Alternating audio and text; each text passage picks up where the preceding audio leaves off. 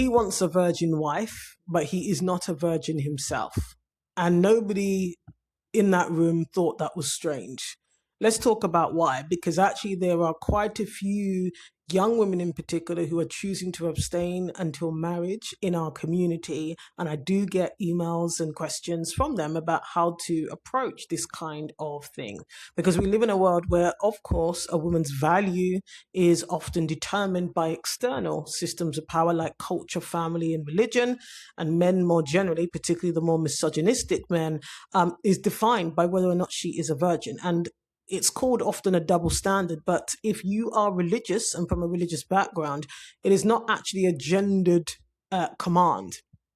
There might be gendered expectations and allowances made, but it's not a gendered command. And so there are a lot of young women who find themselves in situations where they have abstained until marriage, and actually they sometimes haven't even considered, because they think that it might not ever happen, that the man that they end up marrying is also a virgin. And similarly, I know this from experience, having grown up in an environment where men openly said that although they're not virgins themselves, they absolutely expect their wife to be. And we're going to talk about some of the reasons they give for that, but also the importance of, if you have a certain moral value yourself, that you get to stick to it. I think part of the problem all too often is that women are allowing men to behave in ways, they're accepting men, they're choosing to marry men, they're choosing to submit to men whose habits, lifestyles, and patterns do not reflect the moral expectations they have of women. And actually simply calling it a double standard and saying that's just the way it goes is not good enough. Okay, this is why when I'm asked this question, I asked, is this a true value for you as a young woman? If it is, why is that value so important to you, but it's not important in the man that you are going to choose to lead your household? And I use this language very specifically because for a lot of these young women, there are often religious and cultural reasons as to why they're choosing to abstain until marriage. And those cultures and religions often encourage, not only encourage, but really it's a principle of operation in a family setting that man is the head of the household. Okay. And so you get to expect the same that he expects of you. You are not less valuable, by the way, as a human being if you're not a virgin. My point is that in a world that believes that your value as a woman is fundamentally often in your virginity, okay, you get to expect the same thing. It is not harder for men to abstain than women. It isn't. That's a lie. That is conditioning and socialization. And I find it often, all too often, as somebody who's lived that life myself, it's very cheeky, okay, when men expect you as a woman to bypass someone like them. And then they judge you because you may not have in the past, even though they've been out sprinkling their little, willy all over the place. And so a lot of the time it's because women on an individual level do not uphold certain standards in their expectations of men. And if you believe that your virginity and you keeping your virginity is a reflection of your morality and your character and your integrity, then why aren't you looking to marry a man who can demonstrate the same values? Yeah. And what you find is that, these invisible contracts around this piece around virginity, often what it's really saying is that a woman's sexuality, her sexual history determines her value. I heard a TikTok live today came up on my feed and I had to scroll on. After a while, it was, typical, boring, predictable, irritating dialogue. But, men saying, well, women who are loose, as it were, are more likely to cheat in a relationship. Yet it's totally okay for men to be, sexually promiscuous.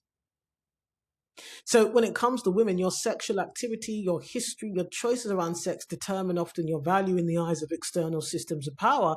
But as for a man, his sexual history, well, that's his story. And if you're in religious circles, that becomes what? His testimony.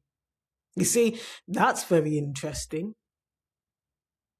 Yeah, a man is allowed to be sexually redeemed, whereas a woman is expected to remain sexually pure. Not the same standard at all. And so look, everyone is entitled to preferences, but it's just so funny, isn't it, that preferences that men have are often attached to your value in their eyes and the esteem they say they have for you. Okay? And so I'm not saying that you cannot value virginity, but really you should value your own if you're choosing to. You know, you value your own first and foremostly. And actually don't allow men to put you in a corner. Any man, even if he's of the same religion as you. Don't allow him to define who you are and your value and your worth based on that only. You are so much more than that. You are so much more than that. And as an adult, hopefully, if you're choosing to get married or you're engaging in this type of thing, you have so much more to bring into that union and that household than your virginity. Because actually, after the first time you have sex, what now? What now? What now? Who are you? It wears off. Because now the sustainability of that marriage is not based on whether you were a virgin on day one. It's about your overall character. That's what's going to matter in terms of both of you, not just you. Okay? And if virginity was truly a moral virtue, then it would be required of both men and women. If sexual restraint was truly valuable, why aren't you expecting a man to demonstrate that? Why can you overlook that? Right?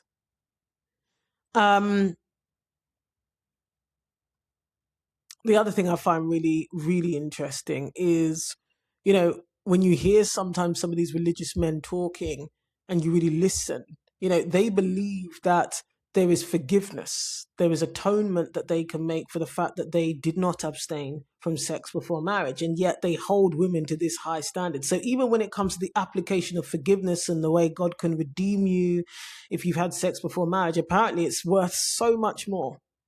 You know what I mean? A woman needs so much more forgiveness from God. Whereas a man, I mean, he could have been an absolute scallywag. And of course, the forgiveness is always there. You know, Jesus' ransom sacrifice covers all. It becomes a testimony for him. It becomes something that, you know, is his, you know, redemption arc, as it were. It seems that forgiveness often operates very differently when it comes to the sexual behavior of men versus the sexual behavior of women. And again, if you are robust in your theology, you know that there actually is no difference. It's not gendered. Okay, but the way forgiveness is often applied to women who may have had sex before marriage or outside of marriage, it's far more fragile. You know, but for men, it's always available. Yeah, the man might say he's sinned and now he's repented, God has forgiven him. And yet those same men will continue evaluating women primarily through sexual history. A lot of this is ego driven. It's not really about God at all. It's ego driven. Okay. And so do not allow anybody to decide on your worth and value and your fundamental identity on the basis of your virginity. But that also requires you not to see yourself in that way as well. So you can absolutely make those decisions to remain a virgin. However, you are not more or less valuable, as it were, and certainly not in a man's eyes. Okay? Women who are virgins don't get treated better in marriage. It's not how it works. As you know, someone always says, there are no VIP seats in patriarchy. Yeah, misogyny doesn't pass you over because you're a virgin. In fact, a lot of these invisible contacts around virginity are steeped in misogyny.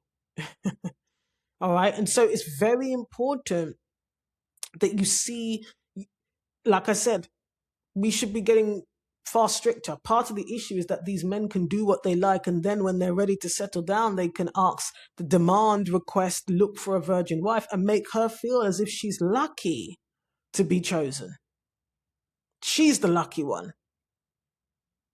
And then on top of that, when you're in the relationship, in some instances, depending upon his sexual past and sexual taste and preferences, he may even be dissatisfied because actually, not just because you're inexperienced sexually necessarily, but you may not have the same sexual tastes. Because like I say, some men are partaking in certain sexual activities that, you know, you might not be interested in, you might not be inclined towards, depending on the activities that they have been involved in, especially if that involves adult content.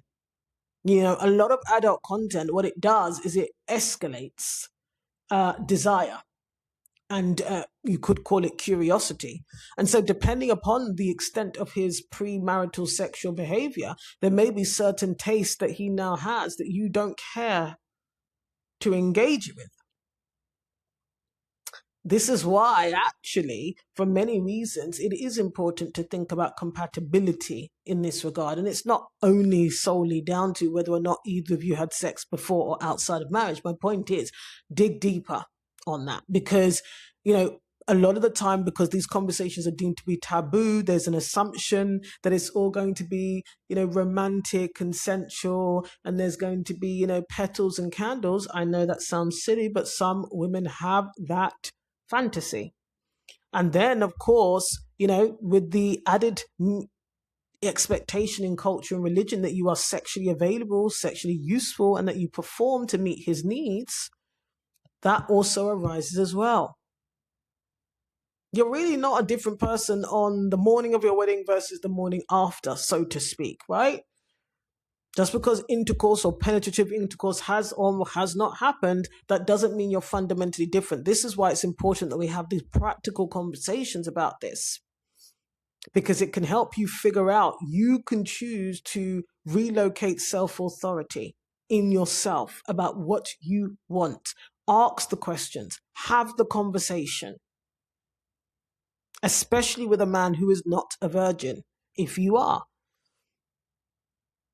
you have to understand what his past is. And isn't it funny? Men love to ask women about their past sexually, which, by the way, you are under no obligation to tell a man how many men you've had sex with, even if the answer is 0. That is your private business. Nobody else is owed that information. And, culture, religion, and men will make you believe you have to share.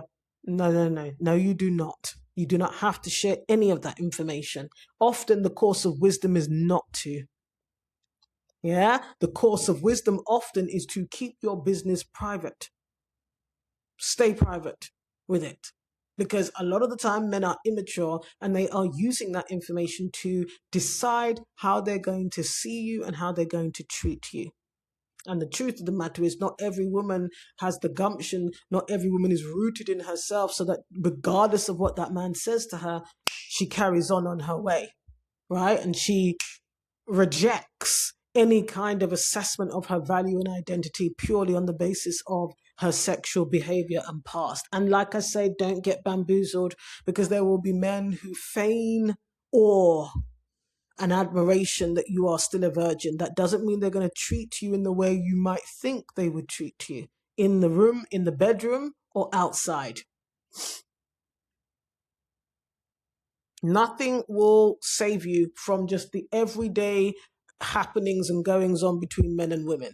It's not going to save or prevent silent treatment, him ignoring you, basically being human sometimes, right? And on top of that, like I say, that doesn't mean the sex itself will meet some of your expectations in your mind. No. The other thing that I've always, chuckled at is that, when I used to hear men say they wanted a virgin wife, one of the reasons why they would say that was because they want to teach their wife about sex, which I find hilarious, because actually, again, if you actually listen to millions of women, plus the studies and the research that is done, there's a lot of women not having orgasms. And a lot of those women, by the way, abstained until marriage. And so I don't know what teaching is actually taking place. But for egotistical, misogynistic men, what they mean is they're going to teach that woman to please them. They're not teaching you how to discover yourself, how to reach heights of pleasure necessarily. What they mean is, I know that she's only known me. She's only known the sex that I'm choosing to give her. She doesn't compare me to anybody else because she's got nothing to compare it to. All right. And they like to live in a fantasy land that if you haven't had sex before, you know nothing about your body. You know nothing about what feels good versus what doesn't, which means sometimes they can drop off lazy sex to you, by the way, disconnected sex, sex that isn't really pleasurable. But actually, your body is incredibly intelligent. It does know what feels good and what doesn't. And with time, you obviously learn more about your own body and how you can generate certain sensations and pleasure in your own body. Okay, so again, you want to be asking questions and being very adult, exercising pleasure or authority, even if you have abstained from sex, and having practical conversations that you deem to be appropriate. But actually, these are very important conversations to be having, especially, as I say, when you meet somebody who's feigning awe and admiration for the fact that you're a virgin, particularly if they are not one. Okay, you need to be very clear on the fact that you're not silly or stupid. People often assume as well that virgins are all, 15-year-olds, 16-year-olds, 18-year-olds.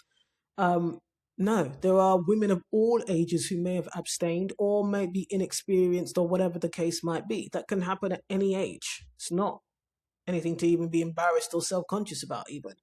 So you're not silly or stupid, right? You've lived a life. You've lived a life. And so it means that psychological adulthood, exercising pleasure authority, these are the kind of conversations that you can be having to really understand who you're dealing with. And do not be bamboozled if he reads, he's in the church choir. The older members of the congregation love him. He's always looking after the elderly and sick, and he knows a good scripture. He can recite scripture. You enjoy his preaching if he's in the pulpit or on the platform. Yeah, none of those things really matter in terms of sexual literacy, and sensuality and all of those things. It doesn't always translate over. It doesn't always translate over in terms of the way he would deal with you and behave with you in the bedroom. And so, you